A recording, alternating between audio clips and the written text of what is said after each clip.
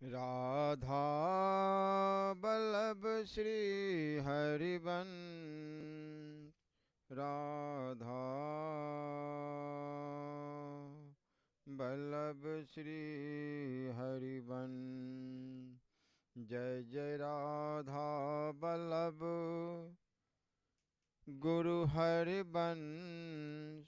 गुरु वृंदावन गुरु बन चंद्र। जय जय राधा बल्लभ गुरु हरिवंश। गुरु वृंदावन गुरु बन चंद्र। जय जय राधा बल्लभ श्री हरिवंश। श्री वृंदावन श्री बन चंद्र। ओम श्री परमात्मने नमः। श्री गणेशाय नमः।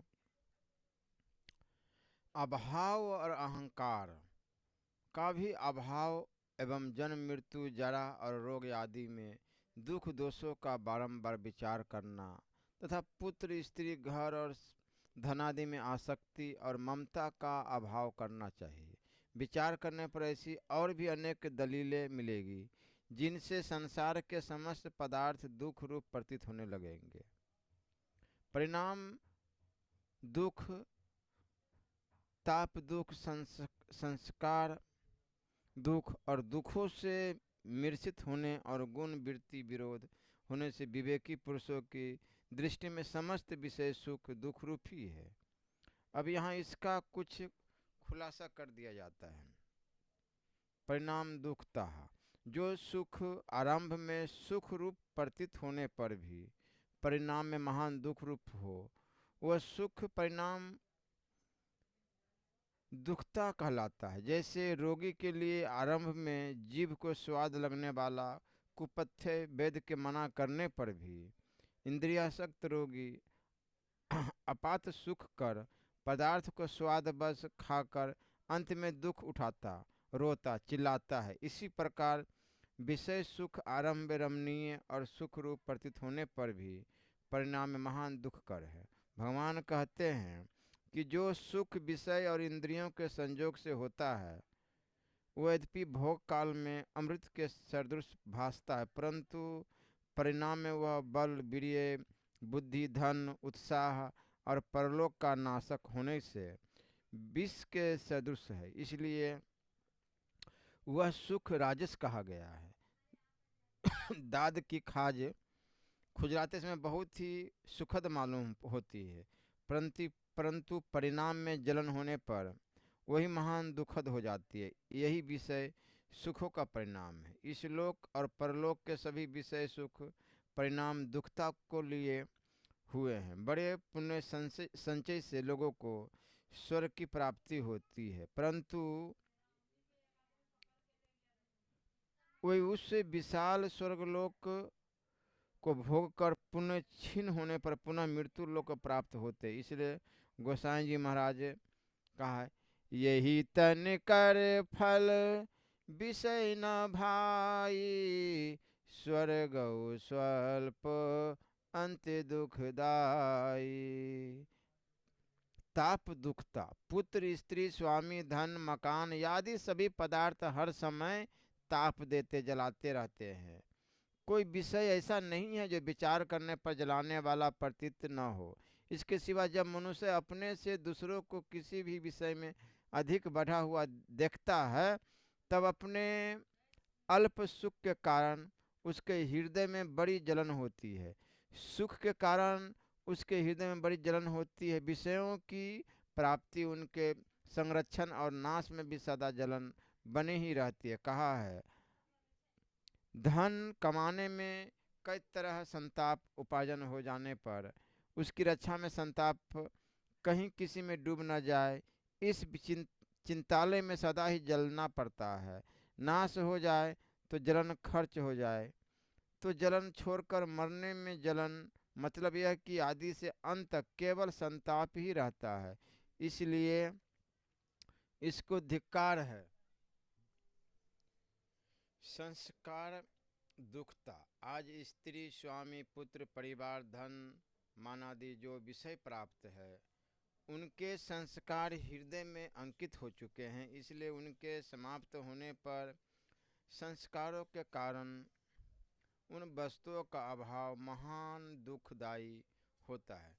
मैं कैसा था, मेरा पुत्र सुंदर सुडौल और आज्ञाकारी था, मेरी स्त्री कितनी सुशीला थी, मेरे पिता से मुझे कितना सुख मिलता था, मेरी बड़ाई जगत भर में छा रही थी, मेरे पास लाखों रुपए थे, परंतु आज मैं क्या से क्या हो गया, मैं सब तरह से दिनहीन हो गया। यद्यपि उसी के समान जगत में लाखों करोड़ों मनुष्य आरंभ से ही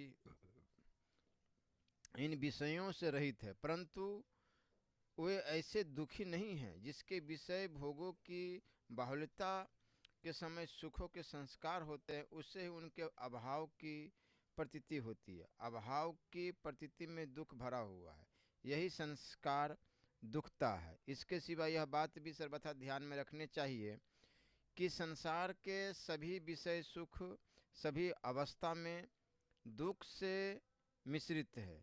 गुण वृत्तियों के विरोधजन्य दुख एक मनुष्य को कुछ झूठ बोलने या छल कपट विश्वासघात करने से 10,000 रुपये मिलने की संभावना प्रतीति होती है।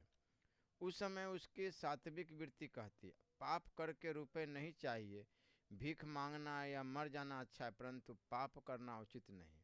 उधर लोभ मूलक राजसी वृत्ति कहती है क्या हर्ज है, एक बार तनिक सा झूठ बोलने में आपत्ति ही कौन सी है, जरा से छल कपट या विश्वासघात से क्या होगा, एक बार ऐसा करके रुपए कमाकर दरिद्रता मिटा ले, भविष्य में ऐसा नहीं करेंगे। यों सात्विकी की ओर राजसी वृत्ति में महान युद्ध मच जाता है। इस झगड़े में चित्त अत्यंत व्याकुल और किंग कर्तव्य विमूढ़ हो उठता है, विषाद और उद्विग्नता का पार नहीं रहता। इसी तरह राजसी तामसी वृत्तियों का झगड़ा होता है। एक मनुष्य शतरंज या ताश खेल रहा है, उधर उसके समय पर न पहुंचने से घर का आवश्यक काम बिगड़ता है। कर्म में प्रवृत्ति कराने वाली राजसी वृत्ति कहती है उठो चलो, हर्ज हर्ज हो रहा है, घर का काम करो। इधर प्रमाद रूपा तामसी वृत्ति पुनः पुनः उससे खेल की ओर खींचती है। वो बेचारा इस दुविधा में पड़कर महान दुखी हो जाता है। उदाहरण के लिए दो दृष्टांत ही पर्याप्त है। इस प्रकार विचार करने से यह स्पष्ट विदित होता है कि संसार के सभी सुख दुख रूप है, अतएव इनसे मन हटाने की भरपूर चेष्टा करनी चाहिए। उपयुक्त भय से और विचार से होने वाले दो प्रकार के वैराग्य को प्राप्त करने के यही उपाय है। यह उपाय पूर्वापेक्षा उत्तम श्रेणी के वैराग्य संपादन में भी अवश्य ही सहायक होते हैं, परंतु अगले दोनों वैराग्यों की प्राप्ति में निम्नलिखित साधन विशेष सहायक होते हैं।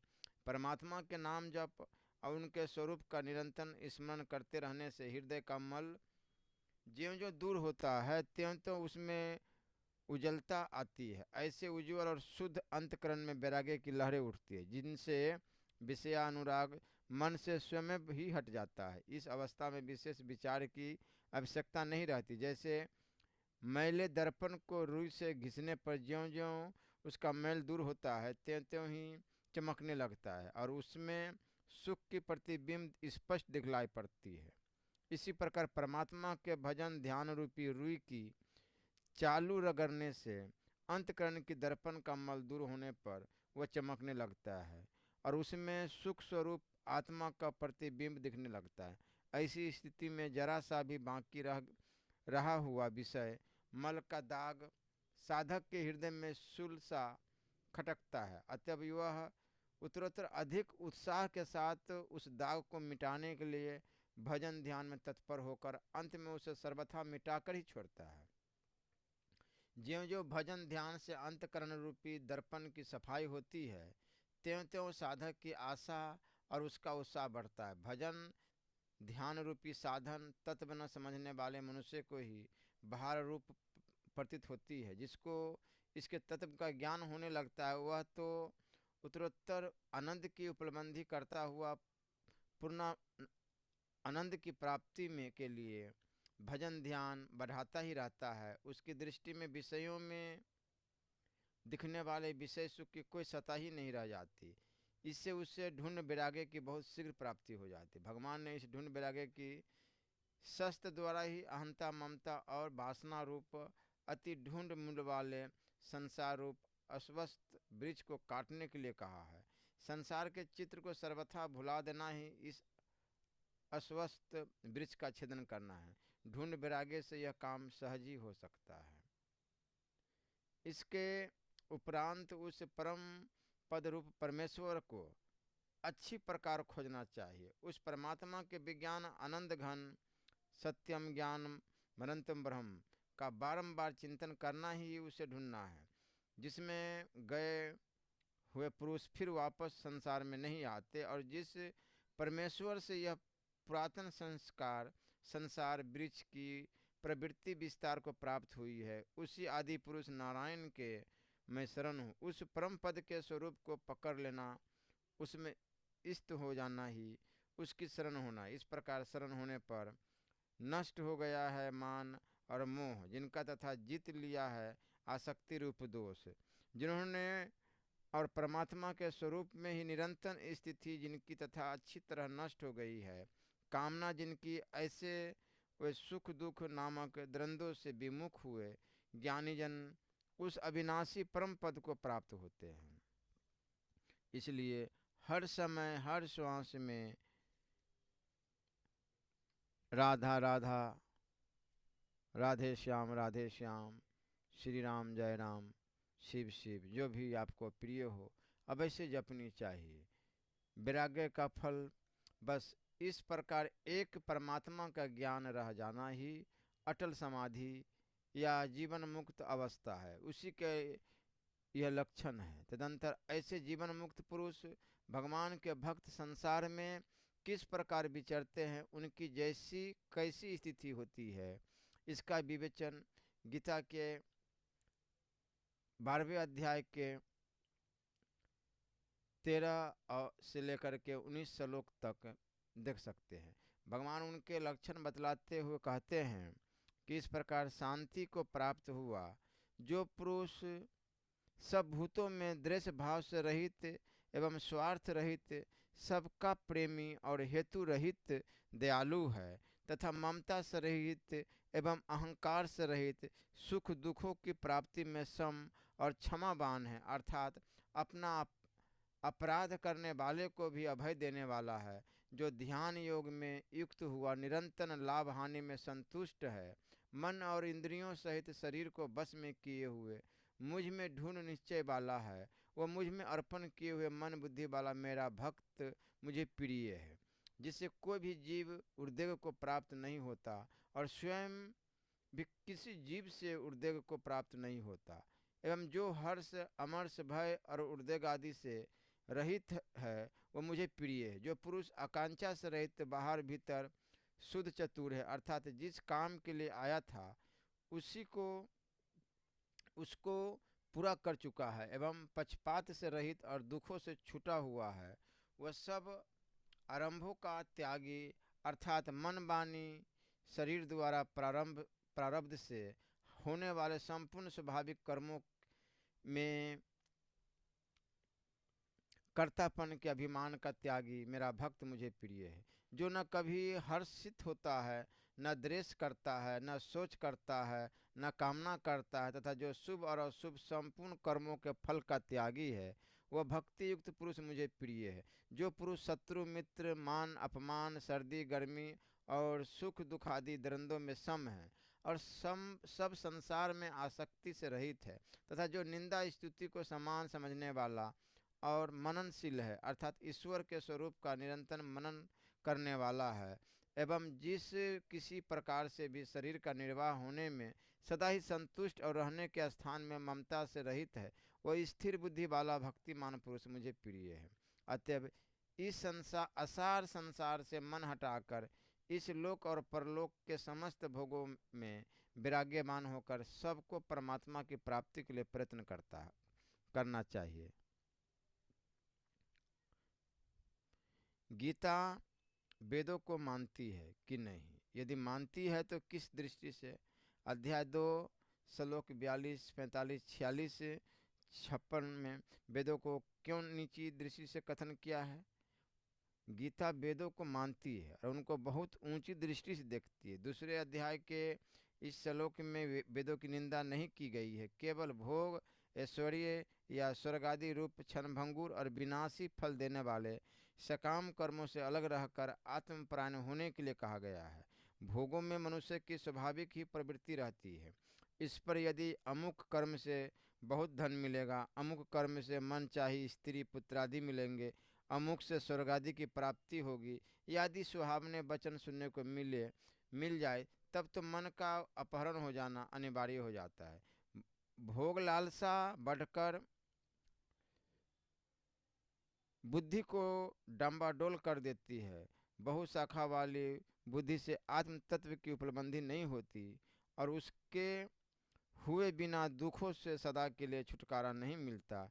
इसी से आगे चलकर 9वें अध्याय में फिर कहा गया है कि तीनों वेदों में विधान किए हुए सकाम कर्मों को करने वाले, सोम रस को पीने वाले, पापों से पवित्र हुए जो पुरुष मुझे यज्ञों द्वारा पूजन कर स्वर्ग की प्राप्ति चाहते हैं वे अपने पुण्य के फल स्वरूप इंद्रलोक को प्राप्त होकर स्वर्ग प्राप्त करते हैं। स्वर्ग में, दिव्य लोक में देवताओं के भोगों को भोगते हैं और उस विशाल स्वर्ग लोक को भोग कर पुण्य क्षीण होने पर मृत्यु लोक को प्राप्त होते हैं। इस प्रकार स्वर्ग के साधन रूप तीनों ऋग यजु साम वेदों में कहे हुए सकाम कर्म के शरण हुए भोग कामना वाले पुरुष बारंबार आवागमन को प्राप्त होते हैं। तात्पर्य यह है कि सकाम कर्म में लगे हुए पुरुष को बारंबार संसार में आना जाना पड़ता है। उन्हें जन्म रूप कर्म फल ही मिलता है। जन्म मृत्यु के चक्र से उनका पिंड नहीं छूटता। इस विवेचन से यह बतलाना है कि यहाँ वास्तव में वेद की निंदा नहीं है। सकाम कर्म परम स्वर्ग की प्राप्ति नहीं कराने वाले होने के कारण उन्हें निष्काम कर्म और निष्काम उपासना की अपेक्षा नीची श्रेणी की बतलाया गया है। उनको बुरा नहीं बताया है। यह कहीं नहीं कहा कि वैदिक के सकाम कर्मी पुरुष मोहजाल समावीरता आसुरी संपत्ति वाले पुरुषों की तरह पतंती नरकेश अशुचो अपवित्र नरक में पड़ते हैं, या आसुरी योनि माँ पन्ना मुढ़ा जन्मनी माम प्रया एवं कौनतय यथो यान्दे धामहा गति हम। हे कौनतय, वे मूढ़ पुरुष जन्म जन्म में आसुरी योनि को प्राप्त हुए मुझे न पाकर उससे भी अति नीची गति को प्राप्त होते हैं। बल्कि यह कहा है कि वे पुत पाप देव ऋण रूप पापों से मुक्त होकर स्वर्ग की इच्छा से यज्ञ द्वारा भगवत पूजा करने वाले होने के कारण स्वर्ग के दिव्य और विशाल भोग को भोगते हैं। पक्षांतर में वेद का महत्व प्रकट करने वाले अनेक वचन गीता में मिलते हैं। इसलिए हर समय नाम जप अवश्य करनी चाहिए।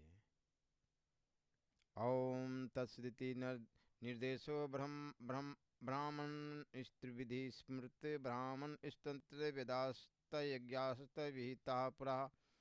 ओम तत्सत।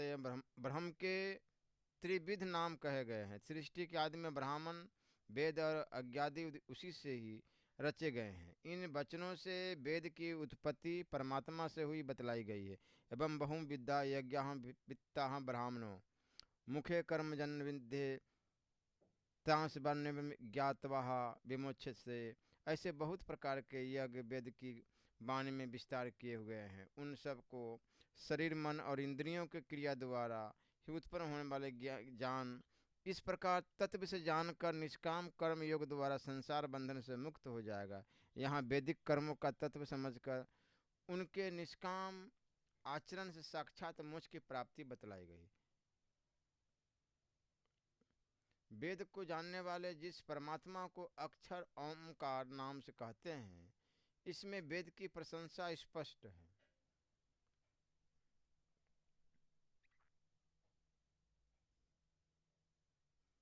समस्त वेदों द्वारा जानने योग्य मैं ही हूँ। भगवान गीता में बतलाए हैं। और वेदांत का कर्ता तथा वेदविद भी मैं ही हूँ। इन वचनों से भगवान ने अपने को वेद से वेद और वेद का ज्ञाता बतलाकर वेद की महान प्रतिष्ठा स्पष्ट स्वीकार की। इसके सिवा और भी कई स्थल ऐसे हैं जहाँ वेदों की प्रशंसा की गई है। इससे यह पता लग जाता है कि गीता वेद को नीचा नहीं मानती। गीता ने केवल सकाम कर्म को ही निष्काम की अपेक्षा नीचा बतलाया। वास्तव में इस लोक और परलोक के भोग पदार्थ तो मोक्ष से सदा ही नीचे है। स्वयं वेद भी इसी सिद्धांत का प्रतिपादन करता है। यजुर्वेद के 40वें अध्याय में इसका विवेचन है। कठोपनिषद में यम नचिकेता संवाद में प्रिय से का विवेचन करते हुए यमराज ने भोग ऐश्वर्यादि प्रेय की निंदा और मोक्ष श्रेष्ठ की बड़ी प्रशंसा की है एवं भोग ऐश्वर्य में अनासक्त होने के कारण नचिकेता की बहुत बड़ाई की है। इसी प्रकार की बात गीता में है। निष्काम कर्म, निष्काम उपासना और आत्म तत्व की जगह जगह प्रशंसा करके गीता ने प्रकारांतर से वेद का ही समर्थन किया है। गीता वर्णाश्रम धर्म को मानती है या नहीं? यदि मानती है तो किस प्रकार से? यदि नहीं मानती है तो वर्णाश्रम धर्म को क्यों चाहती? अगर मानती है तो फिर सब धर्म छोड़कर गीता वर्णाश्रम को मानती है। ब्राह्मण, क्षत्रिय, वैश्य और शूद्र चारों वर्ण अपने अपने स्वाभाविक वर्ण धर्म का स्वार्थ रहित निष्काम भाव से भगवत प्रीत्यर्थ आचरण करे तो उनकी मुक्ति होना गीता को सर्वथा मान्य है। गीता अध्याय 18 श्लोक 41 से 44 तक।